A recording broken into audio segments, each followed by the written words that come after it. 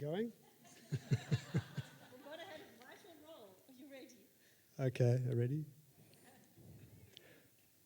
Manila Harbour was the most dangerous place in Manila, which was the most dangerous city in probably Southeast Asia in the 90s. I was standing on the edge of the dock watching the boat go away, and on the boat was all my money, passport, surfboard, and my friend who was having a malaria attack at the time and tripping. How did this happen? Well, this is a story about uncertainty. I heard something recently that somebody said dealing with uncertainty is how you deal with anxiety. And so we were in the Philippines and we were on a mission of exploration. We were looking for the next perfect surf break. Moving around the islands of 7,641 islands, there had to be there somewhere. We would stay locally, sleep locally, travel locally, eat locally. And then my friend had malaria, so he had to go back to Manila. And while we were there, we decided we would take a boat to the southernmost island, Mindanao. At the time, there were two separatist groups in control of that island. We thought it'd be a great place to get surf. On the night of this occurrence at the port, we were told never to go to the port in the night. The boat was at midnight. We used to go to a bar that we called the bar scene from Star Wars. Remember that scene? It's a fantastic place. And anyway, my friend washed down his malaria tablets with beer and he doubled up just to make sure. So on the taxi ride to the port, he started to hallucinate. By the time he got onto the boat, he was in a full-blown psychedelic experience. I got him onto his bunk under a blanket. I said, "I'll be back. I'm going ashore to get water and snacks." I never came back. I got distracted, I guess. There was another bar there with pool tables. And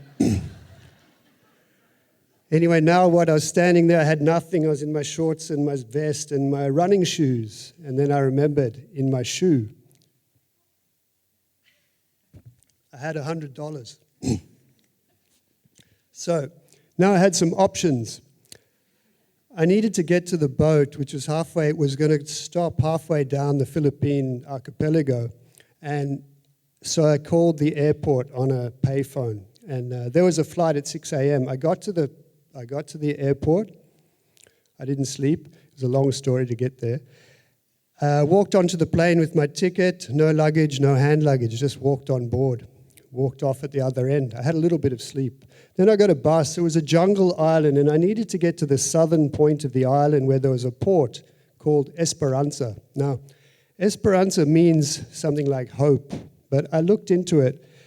It actually means something more like faith in the divine destiny. So heading south, the jungle got thicker, the road got smaller. Eventually, it was not a bus, but a jeepney, and then a motorcycle extended to get more passengers on. I met a guy on the bus, we'll call him Billy. He could speak English. He was an encyclopedia salesman, not a fisherman like this one. Now the thing about, Billy bought me lunch. By then I had no money left at all. Billy said, "You can come and stay at my grandfather's house. It's in a village not far from the port of Esperanza where I had to get to. This is grandfather's house," sort of, something like that. Thing about Billy was he was a man, but he identified as a woman. And in the Philippines, this is quite normal. He's called a Billy boy. So he's gay, outwardly very exuberantly gay. He said, "Let's go for a walk. I'll lend you some clothes." I drew a line. I said, "I'm not wearing that." He gave me a T-shirt. I think it was too short and too small. But anyway, next morning we had to get to the port. It was pouring rain. The monsoon was coming in hard. The motorcycle didn't want to go. We got another motorcycle from another neighbor. Then three of us on the bike on a muddy road. The bike conked out. Now I was really thinking about the divine plan and whether I'd have to stay and wear the red shirt and sell encyclopedias. Then I guess my prayers were answered. There was a bicycle rickshaw and a small boy.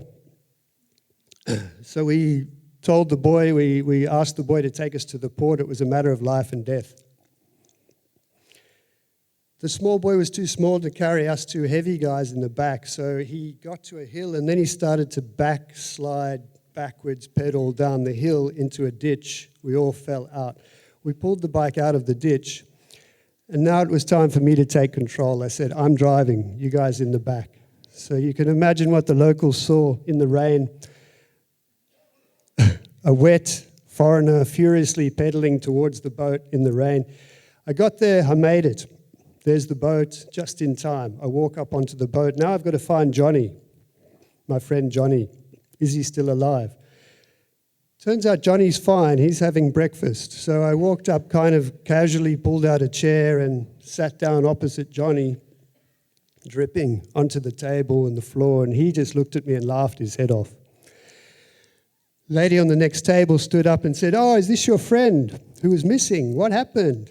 How did this happen?" So I said, well, this is the first time the boat stopped, right? I've been trying to catch up. I've been swimming all the way since Manila.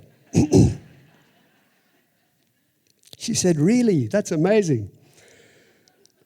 So what's this silly story about? Well, this is what I'll end with. Sometimes you've got to just take the next step. There's uncertainty in life. And if you just think that everything will be all right in the end, and if it's not all right now, that's because it's not yet the end.